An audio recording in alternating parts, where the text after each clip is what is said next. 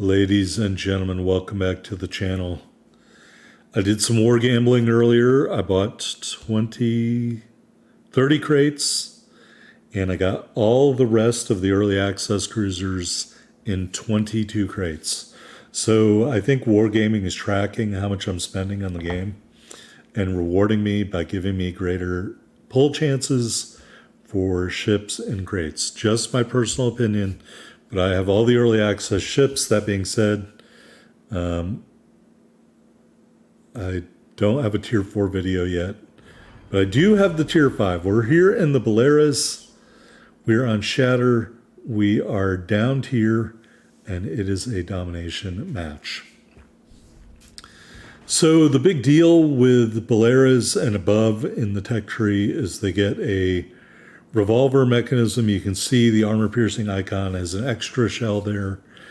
The commander that's in the earn op or the calendar op or whatever you want to call it, that we're in the middle of earning right now or 2/3 of the way there, that commander will give you one extra shell for this magazine. So basically you'll be able to shoot the guns 3 times, if I'm not misreading something, when that commander's in place and the guns are fully loaded before having a lengthy reload.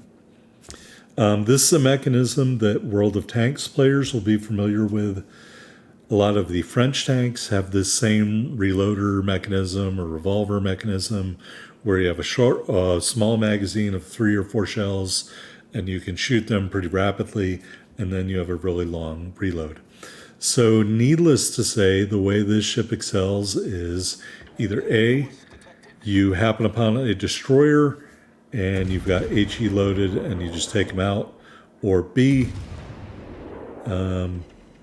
you fuck up a Dido with your armor-piercing shells and finish them off, or C, really the way that was supposed to be B, you find a wounded ship or a close-range broadside ship and use that AP to finish them off by consecutive Citadel hits. We did that at Dido at longer range. Those were over 8 kilometers. So do not be afraid to target cruisers at longer ranges. Here we're going to go after Gokazi. Now Gokazi's attitude is slightly away, so we're not going to get the great hits that we got on Dido, but we did get a couple of Citadel hits there. So you can see armor-piercing shells pretty effective against cruisers at range.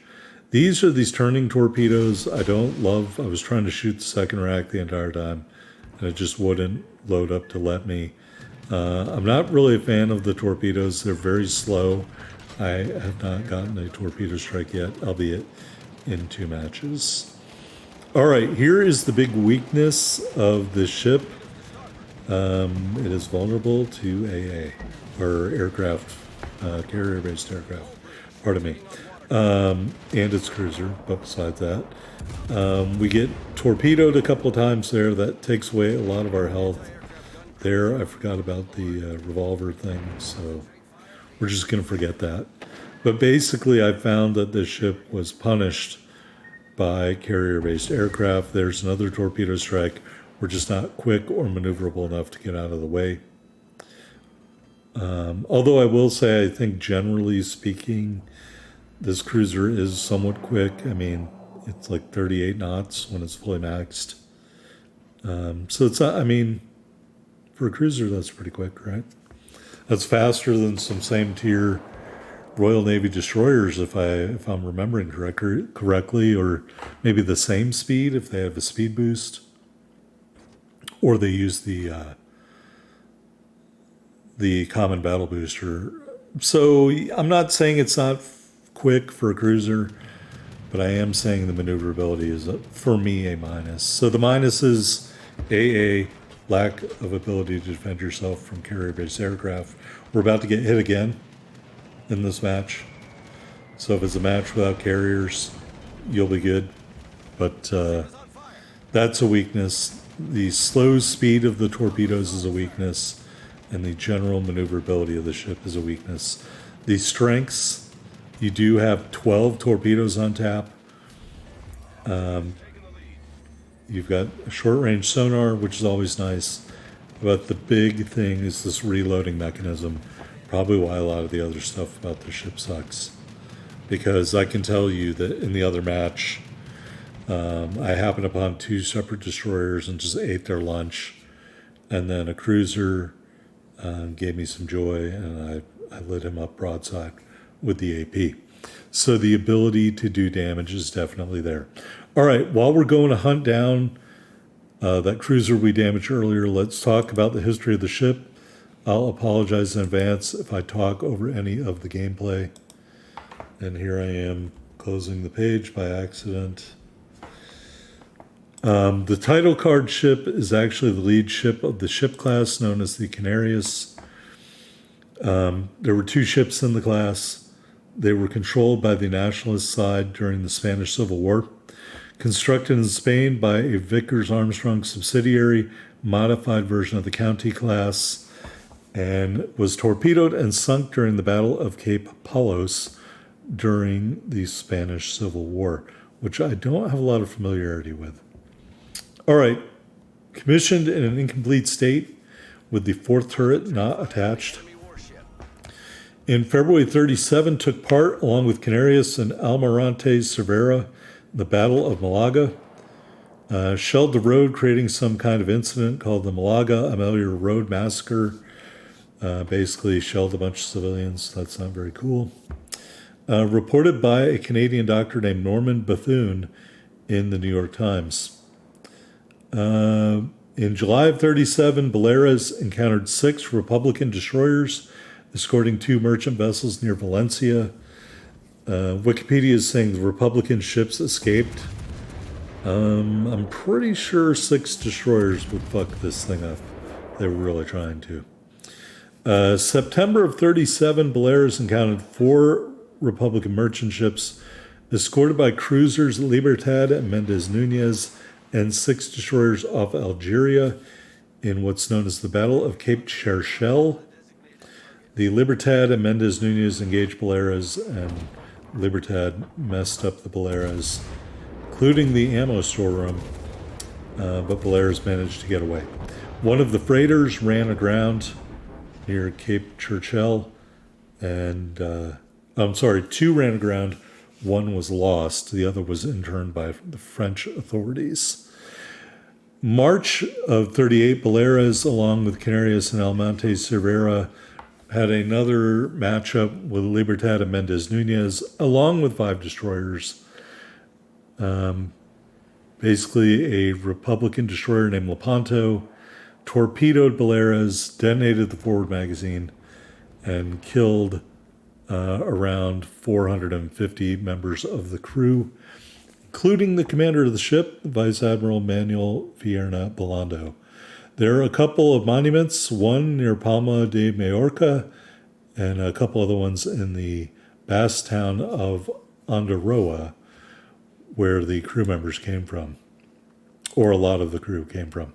All right, we got sunk, but we did manage to finish off that last cruiser. So all in all, not a tremendous match, but I think it was a great demonstration of the strengths and weaknesses of Beleares. And I don't know how much longer this match is going to go on, but hopefully not much longer. So if you're a cruiser guy, you should love this thing. Everyone else, your mileage may vary. And just wait until they have a destroyer with burst firing from Spain. I don't think Wargaming's brave enough to do that, by the way. All right. Here on the victory screen, it's just a flesh wound medal, first blood medal, devastating strike medal, 38,892 total damage, 16 main battery hits, shot down 10 airplanes, 2 kills, 2 fires, 6 hits to Citadel, and an assisted base cap. We ended up with 199,244 silver, 6,400 ship XP, 6,700 commander XP in the early access Beleares. And like I said, the calendar commander, or maybe I didn't say, the calendar commander is much better fit for this ship. 3 medals, 2 kills, top the board, pardon me, 2094 base XP. Since I don't give a fuck about cruisers, this is the review. Yeah, but that calendar commander has a legendary skill which interacts with the reloading mechanism, and I strongly recommend him for this ship and any ship above it in the tech tree. All right, taking a look at the upgrades. One with aiming systems mod 1 and steering gears mod 2. As you can see, the ship is fully upgraded. Taking a look at the loadout, you can see there are 2 shells in the ready rack for the HE and the AP, and of course regular torpedoes. Like I said, that commander will give you an extra one, I think, if you rank up that legendary skill. So save some of your promotion orders and all that good stuff. Yeah, so it's interesting. I think it's incredibly helpful if you can ambush another ship in the open water, but again, a longer reload. All right, 3 charges short range sonar and 4 charges of a largely worthless DFAA. We were running the Epic Ship XP booster and the Rare Battle booster for movement speed and cooldown time, standard permanent camouflage, and of course the 2-year strong flag. Taking a look at the specs, 35,100 hit points with our build. That's up from a base value of 30,300. 10% torpedo damage reduction and a 23% fire resistance. That's up from 20% as a base value. Main battery, 4 twin 203 millimeter turrets, range 14.8 kilometers, up from 13.2. Reload slightly down to 25 seconds. All those dispersions slightly worse, as you can see here, due to our build. Turn time 22.5 seconds. Shell grouping value 2.15. HE shells 3100 max damage, 17% fire chance, slight increase, and the armor pen is 34 millimeters. AP shells 4800 max damage, and their armor pen at point blank range is 391. At max range for our build is 130, and they arm at 34 millimeters of armor. All right, secondary armament, you have 4 88 millimeters. They fire out to 4.7 kilometers, up slightly from 4.5. Reload in 4 seconds, shell grouping value of 1. All this dispersion value is slightly increased. HE shells do 1,000 max damage with a 6% fire chance. That's up from 4%, penetrates 15 millimeters. The second set of secondary guns is 8 individual 120s, again 4.7 millimeters, up from 4.5, a reload time of 3.5 seconds, a shell grouping value of 1. Again, all the dispersion values slightly increased. HE shells 1700 max damage, 10% fire chance, and they penetrate 20 millimeters of armor. In that other match I played with the ship before it was fully upgraded, I did get 1 secondary kill on a destroyer. All right, 4 triple tube launchers, 7 kilometer range, very slow at 59 knots, reload in 80 seconds, max damage 14,730, 1,200 meters detectability. AA, even though your secondaries are dual purpose and do count as AA, they're all pretty trashy. Your best AA are those 8 120 millimeter secondary guns, which do 85 damage per second and shoot out to 4.5 kilometers. Again, the DFAA charge did not do a lot to help. Maneuverability, max speed 37 knots, 740 meter turning circle. Rudder shift time 7.2 seconds with our build, down from 13.4. Sorry, I misquoted the max speed of the ship in the video. Detectability 9.9 on the surface, 6.8 from the air, 6.8 when firing from smoke. Take a look at the stats. Played 2 matches, we won them both. Main battery accuracy 41%, averaging 2.5 kills a match, 37k damage. You can see 3 kills, that was the other match, 39,906, Not sure if that was this match or not. 2300 max XP, that was the other match. So the other match was better. Just the ship wasn't fully upgraded. What can I say? I'm not going to bother showing you the commander, I don't think, because it's not the commander you should use in the ship. Anyway, you got an above water citadel with somewhat of a turtleback, I guess. Not very heavily armored. For a minute, I thought this armor plate on the bow was to protect the flag painting on the side of the ship, but I guess it's an angled barbette protection. Eventually, I will get to showing you that in the armor viewer.